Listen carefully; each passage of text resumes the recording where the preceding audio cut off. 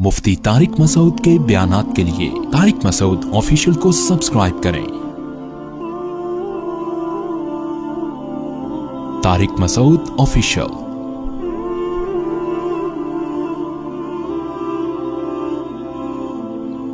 हजरत हुसैन रजी अल्लाह ताला अन्हु का मौक़िफ़ ये था कि मैं यजीद जैसे आदमी के हाथ पर बैत करने के लिए तैयार, बोलो भाई, नहीं, मैं नहीं बैत करता इसके हाथ, क्योंकि यजीद के बारे में खबरें थी। बास कहते थे शराब पीता है। हजरत मुफ्ती मोहम्मद तकी उस्मानी साहब का उन्होंने फरमाया है कि किसी मुस्तनद रिवायत से साबित नहीं है शराब पीना। रिवायतें हैं मगर कोई ऑथेंटिक रिवायत नहीं है।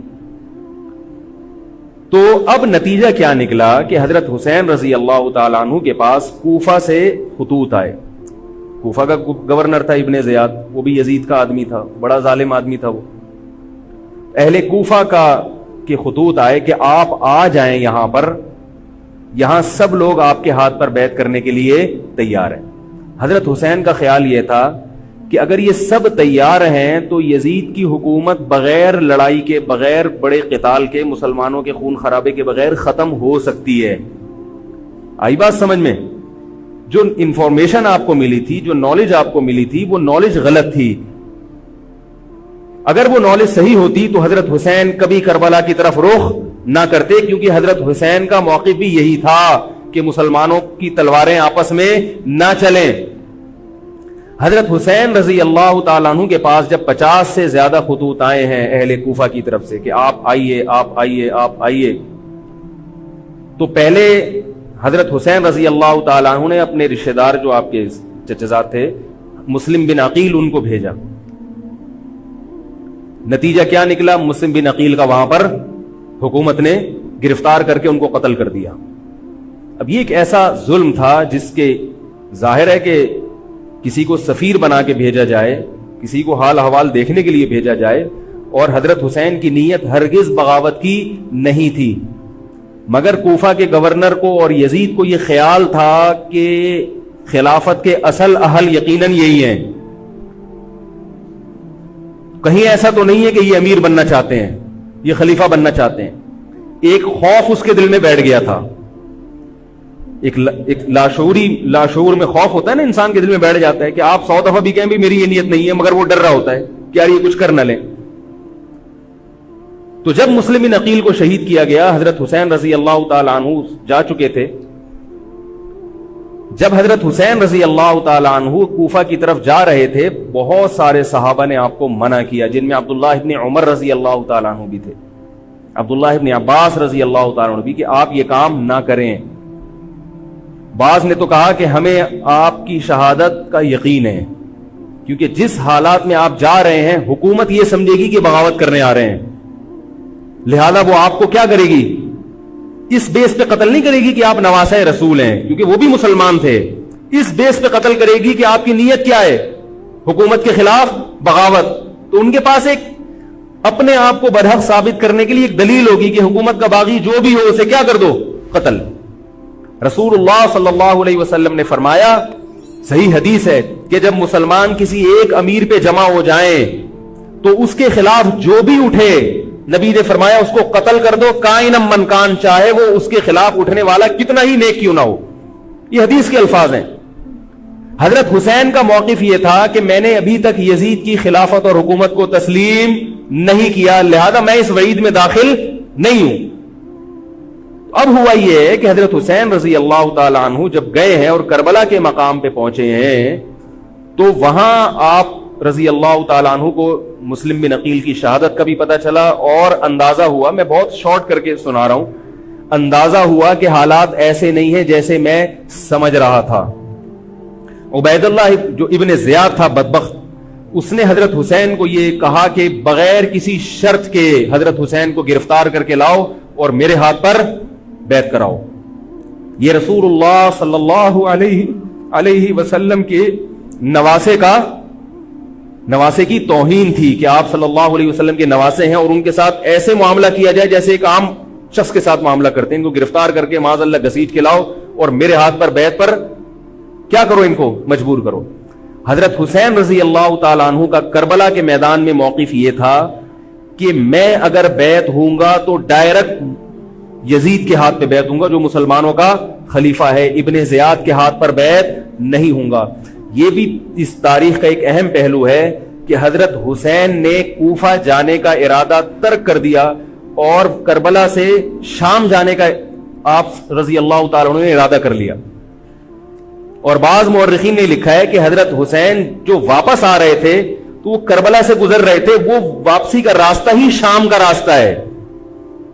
نہیں یاری بات میرا خیال ہے سمجھ، وہ جس ٹریک پر چل رہے تھے وہ راستہ کون سا ہے؟ وہ شام کو جاتا ہے۔ یہ اس کی علامت ہے کہ آپ یزید سے ملاقات کے لیے، مذاکرات کے لیے تیار، بولو بھائی، ہو چکے تھے کہ میں خود براہ راست یزید سے مل کے حال احوال دیکھتا ہوں، اگر مجھے سمجھ میں آیا تو میں اس کے ہاتھ میں بیعت ہو جاؤں گا۔ حضرت حسین رضی اللہ تعالی عنہ کا مقصد حکومت کے خلاف تلوار اٹھانا، بولو بھائی، نہیں تھا، ورنہ وہ اس کے لیے تیار نہ ہوتے۔ مگر جو ابن زیاد تھا اس نے حضرت حسین رضی اللہ تعالی عنہ اور آپ کے ساتھ جتنے اہل بیت تھے ان پر ظلم یہ کیا اس بدبخت نے کہ اس نے انہیں شام جانے کا راستہ نہیں دیا، اور اس میں اپنی توہین محسوس کی کہ میرے ہاتھ پر بیعت کیوں نہیں ہو رہے، اور لشکر بھیجا جس لشکر نے چاروں طرف سے حضرت حسین رضی اللہ تعالیٰ عنہ کو گھیرا۔ حضرت حسین نے کہا کہ میں عزت کی جو موت ہے اس کو ذلت کی زندگی پر ترجیح دیتا ہوں۔ کوئی بھی غیرت مند ہوتا تو اس وقت یہی کرتا کہ بھئی جب میں اپنے دعوے سے بھی دستبردار ہو گیا اور میں شام جانے کے لیے بھی تیار ہو گیا، اب میرا راستہ روکنے کی کیا حقیقت ہے؟ اللہ تعالی کوفہ کے گورنر کے ذریعے حضرت حسین کا قتل کروانا چاہتے تھے تاکہ اس کی بدبختی ساری دنیا کے سامنے ظاہر ہو جائے۔ اگر حضرت حسین پھر بھی تلوار چلاتے، پھر بھی لڑتے، تو حضرت حسین پر یہ الزام لگایا جا سکتا تھا کہ معاذ اللہ آپ باغیوں میں ہیں۔ تو اللہ تعالیٰ نے اپنے نبی کے نواسے کو اس الزام سے محفوظ رکھا اور آپ نے لڑائی کا ارادہ ترک کر دیا۔ حضرت حسین نے کربلا کے میدان میں جو لڑائی لڑی ہے وہ اقدامی لڑائی نہیں تھی، وہ دفاعی لڑائی تھی۔ دیکھو جب حکومت آپ کو گھیر لے چاروں طرف سے، آپ کہیں ٹھیک ہے بھائی میں لڑائی سے دستبردار ہوتا ہوں، مجھے میرے گھر جانے دو۔ حضرت حسین کا ایک مطالبہ یہ بھی تھا کہ یا تو مجھے واپس جانے دو مدینہ، میں جہاں سے آیا ہوں وہیں جا رہا ہوں واپس، مکہ جانے دو یا مدینہ جانے دو۔ ان کا ایک مطالبہ تھا کہ نہیں، ان کو گرفتار کر کے لاؤ اور زبردستی ہمارے ہاتھ پر بیعت کراؤ۔ یہ ظلم تھا۔ نتیجہ کیا نکلا ہے کہ کربلا کے میدان میں آپ کو گھیر کر آپ کو بھی شہید کر دیا گیا، اور جتنے اہل بیت تھے مرد سوائے امام زین العابدین کے جو حضرت حسین رضی اللہ حضرت حسن کے بیٹے تھے، ان کے علاوہ جتنے بھی اہل بیت تھے ان سب کو قتل کر دیا گیا۔ اور یہ اسلامی تاریخ پر ایک بدنما داغ ہے یہ واقعہ کہ ایک اسلامی حکومت تھی اور اس کے اسلامی حکمران تھے، اور ان حکمرانوں کے ہاتھوں محمد صلی اللہ علیہ وسلم کے نواسے کا سر جو ہے وہ گردن اڑائی گئی ہے۔ مجھ سے خدا کی قسم یہ الفاظ ادا نہیں ہو رہے، میں اپنے جذبات پہ بہت زیادہ کنٹرول کر رہا ہوں۔ وہ منظر کیا ہوگا کہ جب نبی صلی اللہ علیہ وسلم کے نواسے، آپ صلی اللہ علیہ وسلم کے نواسے کی گردن اڑائی گئی ہو، تو یہ بہت ایک اسلامی تاریخ میں ایک بدترین واقعہ ہے۔ لیکن بات یہ ہے کہ جب یہ واقعہ ہو گیا اور قتل کر دیا گیا، باقی جتنے بھی جو زندہ بچے تھے اہل بیت وہ یزید کے پاس لے جائے گئے۔ روایات میں آتا ہے کہ یزید نے ان کا اکرام کیا اور ان کو عزت کے ساتھ تحفے تحائف دے کر واپس کیا۔ یہ جو کربلا کے واقعات میں جو ظلم کی داستانیں اضافی بیان کی جاتی ہیں، اس کا مستند تاریخی روایات سے کوئی ثبوت، بولو بھائی، نہیں ملتا۔ اب لوگوں نے اپنی دکانیں چمکا لی ہیں، پانی نہیں تھا، کئی دنوں سے کھانا نہیں ملا۔ صحیح روایات سے ثابت ہے کہ حضرت حسین رضی اللہ تعالیٰ عنہ کربلا کے میدان میں وضو کر کے نماز پڑھتے تھے، تو پانی تھا تو، اور بعض نے یہ کہا کہ اہل بیت کی عورتوں کی عزتیں اچھالی گئی ہیں۔ آپ اس طرح کی باتیں کر کے اہل بیت سے محبت کا اظہار کر رہے ہو یا ان کی توہین کر رہے ہو؟ بولو بھائی۔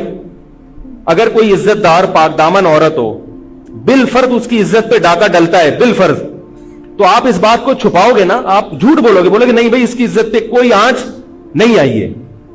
کیونکہ جب عورت کی عزت کو آپ کوئی تار تار کر دے اور آپ ممبر پہ بیٹھ کے اس کو بتا دو تو وہ عزت تار تار ہونے سے اتنی بے عزتی نہیں ہوگی جتنی اس بات کو بیان کرنے سے اس کی بے عزتی ہوگی. حقیقت یہ ہے کہ کسی مستند روایت سے ثابت نہیں ہے کہ اہل بیت کی عورتوں کی عزتوں کو اچھالا گیا. وہ نبی کے گھرانے کی عورتیں تھیں, ان کا ناخن بھی کوئی نامحرم مرد نہیں دیکھ پاتا تھا.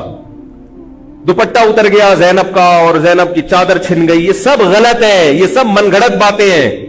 چونکہ وہ بہرحال مسلمان تھے جو حضرت حسین کے خلاف لڑ رہے تھے, ظالم تھے, اس میں کوئی شک نہیں ہے. اس سے بڑا ظلم اس کائنات میں ہوا نہیں ہوگا کہ ایک شخص جو اپنے آپ کو مسلمان کہتا ہے اور وہ نبی کے نواسے کو قتل کر دے اور اہل بیت کو قتل کر دے. اسلامی سیاست میں اتنی گندی تاریخ ہمیں کبھی بھی نہیں ملتی. حضرت عثمان کا بھی قتل ہوا, وہ بھی بہت بڑا ظلم تھا, مگر یہ ظلم اس ظلم کی نوعیت سے بڑھ کر تھا, کیونکہ حضرت عثمان کا قتل حکومت کے ہاتھوں نہیں ہوا ہے, باغیوں کے ہاتھوں ہوا ہے. یہاں حضرت حسین کا قتل کس کے ہاتھوں ہوا ہے؟ حکومت کے ہاتھوں ہوا ہے, جس پر لوگ بیعت کر چکے تھے.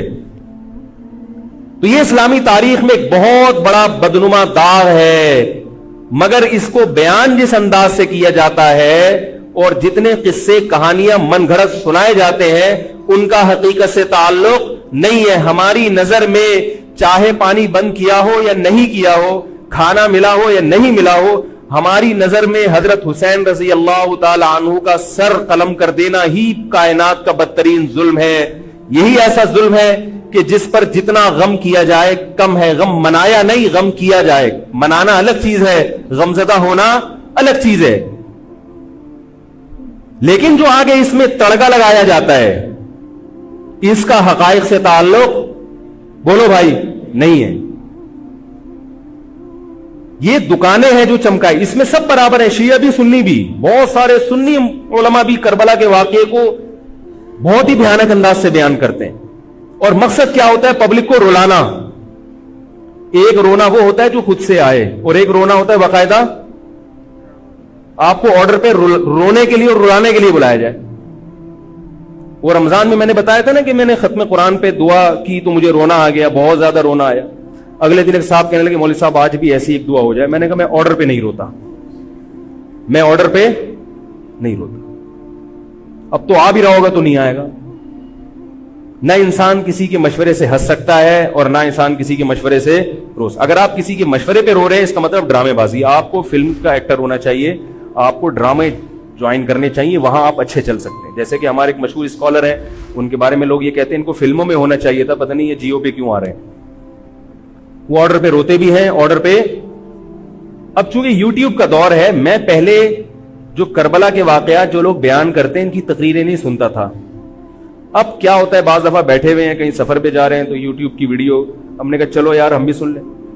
ایسی چہک چہک کے منہ بنا بنا کے گھما گھما کے تقریریں ہوتی ہیں, لگتا ہے کہ یہ باقاعدہ ایک ڈرامہ ہے, اداکار ہے, فنکار ہے جس کو ڈرامے بازی کے لیے یہاں پر. یہ حضرت حسین کی شہادت کو کیش کرا رہے ہیں.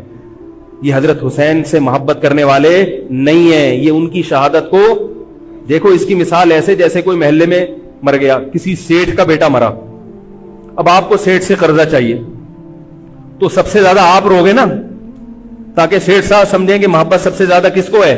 آپ کو. تو آپ اس کی بیٹے کی موت کو کیا کرا رہے ہو؟ کیش کرا رہے ہو.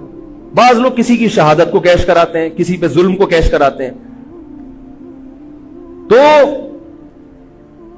میں پھر عرض کروں کہ بہت بدترین واقعہ ہے. حضرت حسین رضی اللہ تعالیٰ عنہ کا سر لے جایا گیا یزید کے پاس. یزید بدبخت نے چھڑی سے آپ کے ہونٹوں کو چھوا. وہاں صحابی رسول نے فرمایا کہ ایسا مت کرو. فرمایا اللہ کی قسم میں نے ان ہونٹوں پہ بارہا محمد صلی اللہ علیہ وسلم کے ہونٹ رکھے ہوئے دیکھا ہے. بارہا میں نے دیکھا ہے کہ محمد صلی اللہ علیہ وسلم نے ان ہونٹوں کا بوسہ لیا ہے. بارہا میں نے دیکھا ہے. ان صحابی کے دل پہ کیا گزر رہی ہوگی جو حضرت حسین کے ساتھ یہ حرکت دیکھ رہے ہوں گے, جبکہ اسی حسین کو انہوں نے بارہا نبی کی گود میں بھی دیکھا اور بارہا نبی کے ہونٹوں کو بھی ان ہونٹوں سے مس ہوتے ہوئے دیکھا. تو جب یہ سر ان کے سامنے رکھا ہوگا اور اس کے ساتھ یہ حرکت ہو رہی ہوگی, ان صحابی کے جذبات کیا ہوں گے؟ مگر اس کے باوجود جو بتانے کی بات ہے جو میں بتانا چاہتا ہوں, انہوں نے یزید کے خلاف بغاوت نہیں کی کہ جس یزید نے حضرت حسین کا یہ حشر کر دیا ہو, اگر اس کے خلاف بغاوت ہوگی تو باقی مسلمانوں کا کیا حشر کرے گا. اس میں صبر کی تلقین بھی صحابہ نے بتائی ہے کہ حاکم کے مظالم کو برداشت کیا جائے, زبان سے اس کو ہائی لائٹ کیا جائے کہ غلط ہو رہا ہے, تلوار نہ اٹھائی جائے. بات نہیں آ رہی میرے خیال ہے سمجھ میں, کیونکہ آج ایک واقعہ ہوا ہے ورنہ کربلا جیسے درجنوں اور واقعات ہو جائیں گے. تو صحابہ کرام کی سیرت میں ہمیں ہر طرح کے اسباق ملتے ہیں. تو میں یہ عرض کر رہا تھا کہ یہ ہے وہ کربلا کا واقعہ جس کا میں نے آپ کو خلاصہ بیان کیا. اس کے بعد کیا ہوا ہے کہ یہ جو بنو امیہ کی حکومت تھی, اس کی وہ ویلیو صحابہ کرام کے دل میں نہ رہی جو پہلے کسی حد تک برقرار تھی. یہ بہت ایک حکومت کے خلاف لوگوں کے دل میں بغض پیدا ہو گیا اور بالآخر بغاوتیں شروع ہوئیں. لیکن جمہور صحابہ کا موقف پھر بھی یہی تھا کہ حکومت کے خلاف بغاوت جائز, بولو بھائی, نہیں. اور اسی طرح کے ظالم لوگ آتے رہے اور انہی کی اولادوں میں بنو امیہ میں اللہ نے پھر عمر ابن عبدالعزیز کو پیدا کیا. عمر ابن عبدالعزیز بھی انہی ظالم لوگوں کی اولاد تھے, مگر اسلام چونکہ قیامت تک رہنے کے لیے آیا ہے تو اللہ کو اپنا دین محبوب ہے, اللہ غیب سے انتظام کرتے ہیں. عمر ابن عبدالعزیز جیسے ہی حکومت میں آئے ہیں, خلیفہ بنے ہیں, آپ رضی اللہ تعالی عنہ نے وہ بنو امیہ کی جو جاہلانہ چیزیں تھیں ان سب کو ختم کر دیا. حکومتی ملکیت کو جو ذاتی خزانہ لوگ سمجھنا شروع کر دیا تھا اس کو ختم کیا. عمر بن عبدالعزیز کی ایک تاریخ ہے, ان کو 5واں خلیفہ راشد کہا جاتا ہے. علم حدیث کو مرتب کیا گیا, فقہ کو مرتب کیا گیا, حدیث کا علم ضائع ہو رہا تھا. آپ نے حکم دیا کہ اکتب ما کان من حدیث رسول اللہ صلی اللہ علیہ وسلم فإنی اخاف ضیاع العلم والعلماء. فرمایا مجھے علم اور علماء کے ضائع ہونے کا خطرہ ہے, محمد صلی اللہ علیہ وسلم کی حدیثوں کو ریٹن فارم میں لایا جائے. تو باقاعدہ پھر حدیث کو باقاعدہ جمع کیا گیا کتابوں کی شکل میں, اور آج ہمارے پاس وہ حدیث محفوظ ہیں. فقہاء کرام کا دور آیا تو اللہ تعالیٰ نے حضرت عمر بن عبدالعزیز کے دور میں امت کو الحمدللہ دوبارہ جمع کر دیا. عمر بن عبدالعزیز کے بعد پھر بغاوتیں ہوئیں, بالآخر بنو امیہ کی حکومت کا خاتمہ ہوا, بنو عباس کی حکومت آئی. مگر بنو عباس کی حکومت آنے سے بنو امیہ کی حکومت مکمل ختم نہیں ہوئی. وہی ہوا کہ آپ نے اچھی نیت سے بغاوت کی مگر اس کا نقصان زیادہ. وہ کیا ہوا, بنو امیہ بھاگ گئے, اندلس میں حکومت قائم کر لی, اور ادھر بنو عباس کی. تو یہ تاریخ میں پہلا واقعہ تھا کہ اسلامی خلافت 2 حصوں میں ڈیوائیڈ ہو گئی. اس کے بعد آج تک ایک جگہ مسلمان جمع نہیں ہو سکے. کیوں؟ مسلمانوں نے اس حدیث کی مخالفت کی کہ امیر کے خلاف بغاوت, بولو بھائی, نہیں کرو. اب میں آپ سے ایک بات کہتا ہوں کہ بالآخر ڈیوائیڈ ہوتے ہوتے ہوتے ہوتے آج پتہ نہیں کتنے سارے اسلامی ملک بن گئے. پاکستان میں الگ ہے, سعودی عرب کی پالیسیاں الگ ہیں, دبئی الگ چل رہا ہے, قطر اور سعودیہ کا پھڈا ختم نہیں ہو رہا. 1920 تک تو پھر بھی خلافت عثمانیہ تھی, اگرچہ پوری دنیا پہ نہیں تھی. ہندوستان میں الگ حکومت تھی, خلافت عثمانیہ الگ تھی, اندلس میں الگ حکومت تھی, مگر پھر بھی مسلمانوں کی 3-4 بڑی بڑی حکومتیں تھیں جو ایک اور کسی حد تک ان میں اتحاد تھا. 1920 میں وہ بھی ختم, اور اتنے سارے ممالک وجود میں آ گئے, سب کی الگ الگ پالیسیاں ہیں. اب جو آدمی خلافت کے نام پہ جہاد کی بات کرتا ہے وہ لوگوں کو ایک امیر پہ جمع نہیں کرے گا. جتنے ملک بن چکے ہیں نا, ان کو مزید توڑ کے, اگر یہ 20 ہیں تو 40 بنا دے گا ان کو. بہت مشکل ہے سمجھانا بھائی. اب اگر کوئی کہتا ہے نا ظالم حاکم کے خلاف تحریک چلاؤ, آؤ ہمارے ساتھ مسلح بغاوت میں شامل ہو, ہم حکومت کے خلاف تلوار اٹھائیں گے, تو نتیجہ کیا نکلے گا؟ یہ سارے مل کے ایک امیر نہیں بن جائیں گے. یہ اگر 20 ہے نا تو کتنے ہو جائیں گے؟ بولو بھائی, 40. جیسے جو جماعت المسلمین بنی نا کہ 4 فقہ ہیں, حنفی, شافعی, مالکی, ہم نہیں مانتے, تو سب کو ختم کرو, ایک بناؤ. تو اس ایک بننے سے یہ ختم نہیں ہوئے, بلکہ 4 کے بعد کتنے آ گئے؟ 5 ہو گئے. نہیں آ رہی بات میرا خیال؟ آ رہی ہے الحمدللہ.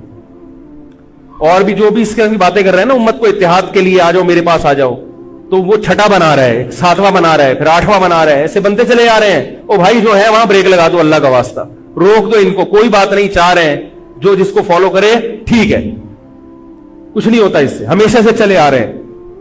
تو اب اگر ایک خلیفہ نہیں ہے، ہونا تو چاہیے ایک ہی خلیفہ، نہیں ہے تو جو ہے اسی پہ گزارا کرو، ورنہ اس سے بھی جاؤ گے، اس سے بھی جاؤ گے، تمہاری کوئی مضبوط طاقت اور قوت ہوگی نہیں، کافر جب چاہے گا تمہیں ٹیشو پیپر کی طرح استعمال کر کے پھینک دے گا۔